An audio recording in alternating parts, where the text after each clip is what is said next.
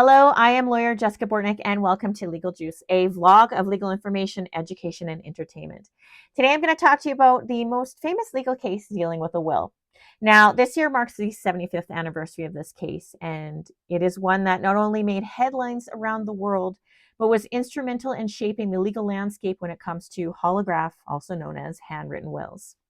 First things first, a disclaimer. Although I am a lawyer, I am not your lawyer. Should you require legal advice, please seek the assistance of a lawyer licensed to practice where you are.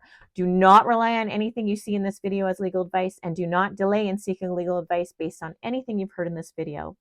And if you like this video and you want to see more content like this, please be sure to like, share, and subscribe. Now join me as we talk about this incredible case which still shapes the laws governing handwritten wills globally.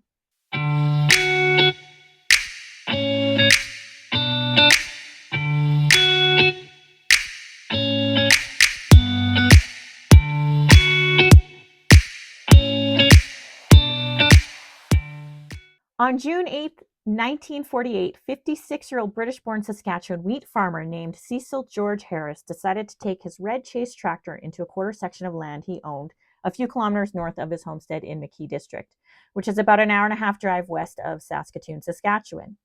He planned to do field work using a tilling device known as a one-way disc plow, more commonly referred to as a one-way. While a one-way can be pulled forward behind a tractor, it cannot be reversed. It was the one-way that played a key role in the events that were to unfold later that evening. Cecil told his wife, Bessie, to expect him home around 10 p.m., when in June here in the Canadian provinces, the sun begins to set. While Cecil did not return as planned, Bessie went to the field where he was working to check on him, and that is where she found him alive with his left leg caught under the left rear wheel of the tractor, which was jammed between the tractor and the one-way. Bessie ran to the nearest farmhouse for help and sought the assistance of neighbors George Whately, Dan Fullerton, and his teenage son, Nelson Fullerton, 15-year-old Bob Haney, and Haney's father.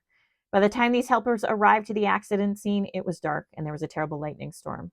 In the rain, they were able to jack up the tractor to release Cecil, but the downpour had turned the roads leading into the fields into mud, which was quoted by one of the rescuers as being impossible to go through with a car. The rescuers had to tow the car out of the field to the gravel highway by tractor, where they drove Cecil to Rosetown, Saskatchewan for medical help. Cecil arrived at the hospital sometime after midnight. While in the hospital, he told his neighbor George Whately that he had been conscious the whole time and estimated that he was under the tractor for 12 hours. He never mentioned a will, even though, as we will soon find out, that one was with him the entire time that he was trapped under that tractor. There is some dispute as to how the accident happened, as reported by various newspapers of the day, but we'll never know for sure, as there was no police investigation, inquest, or workplace health and safety examination. Just hours before Cecil passed away in the hospital, two neighbors, George Whately, who had assisted Cecil's rescue, and another neighbor were working near the scene of the accident, where they noticed something unusual with the tractor. They found the following scratch into the paint of the tractor's left fender. "In case I die in this mess, I leave all to wife, Cecil Geo Harris." Now, he abbreviated his middle name George to be Geo with a period. The fender was eventually removed from the tractor and was brought to the offices of one William Stanley Elliott, an experienced lawyer well-versed in wills and estates law. On the same day, the lawyer engaged the services of a local professional photographer to make a photographic record of the fender and Cecil's writing thereon, which would be suitable for admission into court. This lawyer knew he was dealing with what is known as a holograph will, meaning a handwritten will. Now, the law governing holograph wills in Saskatchewan back in 1948 required that it be wholly in the testator's handwriting. Who is the testator? Well, the testator is the maker. It must be signed by the testator without any witnesses.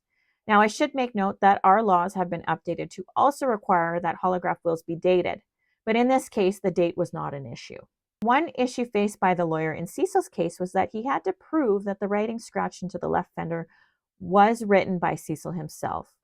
Several people attested that the handwriting on the fender matched that of Cecil George Harris, including the bank manager of the bank where Cecil had his deposits, and one of his rescuers, George Whately, who also happened to be a former business partner of Cecil's and had seen him sign his name several times. Cecil's pocket knife that was found in the clothes he wore on that fateful day was also admitted to the court as evidence to prove Cecil had the means to scratch out his famous will on the fender. It was also made clear via a physician's affidavit that the accident did cause Cecil's death, so the phrase, "in case I die in this mess, applied not only to the accident, but his eventual death in the hospital 36 hours later. Unlike with so many other holograph wills, the court was left with no doubt about Cecil's intention. It was his unequivocal desire to leave all his worldly possessions to his wife, Bessie May Harris. The court subsequently granted letters of administration with will annexed. The will of Cecil George Harris serves as a powerful argument in support of holograph wills as an invaluable instrument, especially in times of crisis, isolation, or poverty. Holograph wills, better known as handwritten wills, are legally valid and popular in most European countries, in most Canadian provinces and territories, many jurisdictions in the United States, and may be held up on a case-by-case basis in Australia and the United Kingdom. The portion of the fender where Cecil scratched his will along with Cecil's pocket knife remained in the court records at the courthouse in Carrowbert, Saskatchewan for almost 50 years. In 1997, the artifacts were turned over to the University of Saskatchewan's College of Law in Saskatoon, where they remain today on display in a cabinet in the law school's library. And this is how a Canadian wheat farmer scratched his way into legal history. If you want to know more about holograph wills and how to make them, or other types of wills that are legally valid and their requirements, please click on the next two videos.